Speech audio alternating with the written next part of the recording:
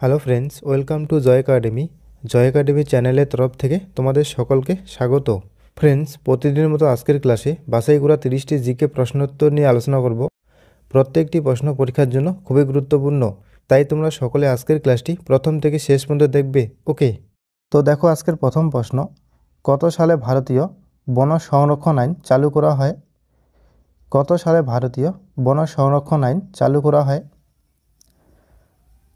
এই প্রশ্নের সঠিক উত্তর অপশন ডি, 1980 সালে বন সংরক্ষণ আইন চালু করা হয় 1980 সালে। নেক্সট দেখো 2 নাম্বার, কোন আন্দোলনের শুরুতে গান্ধীজি করেঙ্গে ইয়া মরেঙ্গে এর ডাক দিয়েছিলেন? সঠিক উত্তর অপশন সি, ভারত ছাড়ো আন্দোলনে। ভারত ছাড়ো আন্দোলনের মধ্য দিয়ে গান্ধীজি করেঙ্গে ইয়া মরেঙ্গে ডাক দিয়েছিলেন। নেক্সট প্রশ্ন দেখো 3 নাম্বার, রাডার কোন কাজে ব্যবহৃত হয়? রাডার কোন কাজে ব্যবহৃত হয়? গুরুত্বপূর্ণ একটি প্রশ্ন। সঠিক উত্তর অপশন ডি, কোনো বস্তুর যেমন উড়োজাহাজের অবস্থান নির্ণয় করতে রাডার ব্যবহার করা হয়। নেক্সট দেখো 4 নাম্বার, সতীদাহ প্রথা কে নিষিদ্ধ ঘোষণা করেন? সতীদাহ প্রথা কে নিষিদ্ধ ঘোষণা করেন? গুরুত্বপূর্ণ একটি প্রশ্ন। সঠিক উত্তর option C, Lord William Bentinck. সতীদাহ প্রথা নিষিদ্ধ ঘোষণা করেন Lord William Bentinck. Lord William Bentinck সতীদাহ প্রথা নিষিদ্ধ ঘোষণা করেন 1829 খ্রিস্টাব্দে।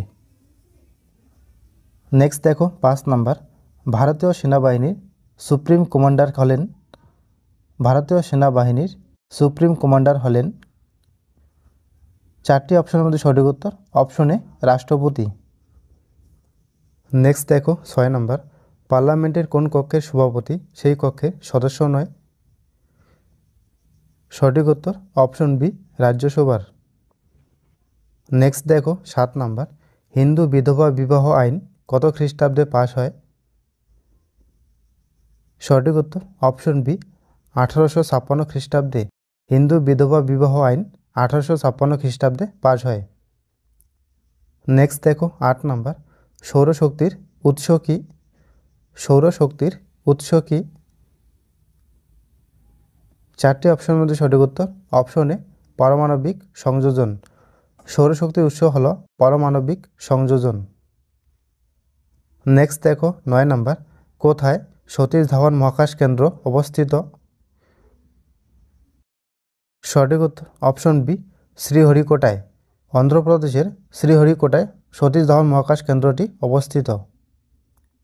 নেক্সট দেখো 10 নাম্বার, পারমাণবিক বিকিরণ থেকে সুরক্ষিত রাখতে কোন পদার্থ ব্যবহার করা হয়?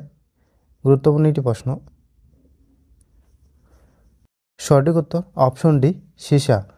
পারমাণবিক বিকিরণ থেকে সুরক্ষিত রাখতে সীসা পদার্থটি ব্যবহার করা হয়। নেক্সট দেখো 11 নম্বর, ওয়াভেল পরিকল্পনার পূর্ণ ফলশ্রুতি ছিল? গুরুত্বপূর্ণ একটি প্রশ্ন। ওয়াভেল পরিকল্পনার পূর্ণ ফলশ্রুতি ছিল? 4টি অপশনের মধ্যে সঠিক উত্তর অপশন সি, সিমলা কনফারেন্স আহ্বান করা। ওয়াভেল পরিকল্পনার পূর্ণ ফলশ্রুতি ছিল সিমলা কনফারেন্স আহ্বান করা। নেক্সট দেখো 12 নম্বর, নিচের কোনটি তিমির প্রধান সারসংঘ হিসেবে কাজ করে? নিচের কোনটি তিমির প্রধান সারসংঘ হিসেবে কাজ করে? সঠিক উত্তর অপশন সি, শ্বাসযন্ত্র। নেক্সট দেখো 13 নম্বর, ভারতের স্বাধীনতা আইন কবে গৃহীত হয়েছিল? ভারতের স্বাধীনতা আইন কবে গৃহীত হয়েছিল? গুরুত্বপূর্ণ একটি প্রশ্ন। সঠিক উত্তর অপশন এ, জুলাই 1947 সালে। ভারতের স্বাধীনতা আইন গৃহীত হয়েছিল 1947 সালে জুলাই মাসে। নেক্সট দেখো 14 নম্বর, রক্ততঞ্চনে কোন ভিটামিন প্রয়োজন? রক্ততঞ্চনে কোন ভিটামিন প্রয়োজন? সঠিক উত্তর অপশন ডি, ভিটামিন কে। রক্ততঞ্চনে ভিটামিন কে প্রয়োজন।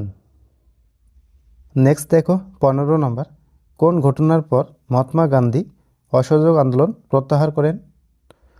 কোন ঘটনার পর মহাত্মা গান্ধী অসহযোগ আন্দোলন প্রত্যাহার করেন? গুরুত্বপূর্ণ একটি প্রশ্ন। সঠিক উত্তর অপশনে, চৌরি চৌরা ঘটনার পর। চৌরি চৌরা ঘটনার পর মহাত্মা গান্ধী অসহযোগ আন্দোলন প্রত্যাহার করেন। নেক্সট দেখো 16 নম্বর, কবি জয়দেব কোন ভাষায় গীতগোবিন্দ রচনা করেছিলেন? কবি জয়দেব কোন ভাষায় গীতগোবিন্দ রচনা করেছিলেন? সঠিক উত্তর অপশন বি, সংস্কৃত ভাষায়। কবি জয়দেব সংস্কৃত ভাষায় গীতগোবিন্দ রচনা করেছিলেন। নেক্সট দেখো 17 নম্বর, মুসলিম লীগের লাহোর প্রস্তাবের মূল গুরুত্ব কী ছিল? মুসলিম লীগের লাহোর প্রস্তাবের মূল গুরুত্ব কী ছিল?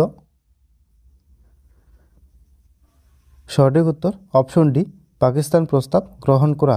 মুসলিম লীগের লাহোর প্রস্তাবের গুরুত্ব ছিল পাকিস্তান প্রস্তাব গ্রহণ করা।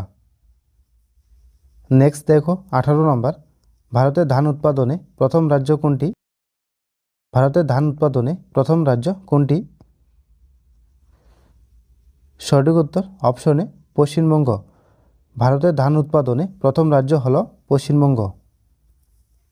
নেক্সট দেখো 19 নম্বর, কংগ্রেস সাইমন কমিশন বর্জন করেছিলেন কেন? কংগ্রেস সাইমন কমিশন বর্জন করেছিলেন কেন? গুরুত্বপূর্ণ একটি প্রশ্ন। সঠিক উত্তর অপশনে কংগ্রেসের কোনো প্রতিনিধি ছিল না। কংগ্রেস সাইমন কমিশন বর্জন করেছিলেন, এর কারণ হল কংগ্রেসের কোনো প্রতিনিধি ছিল না।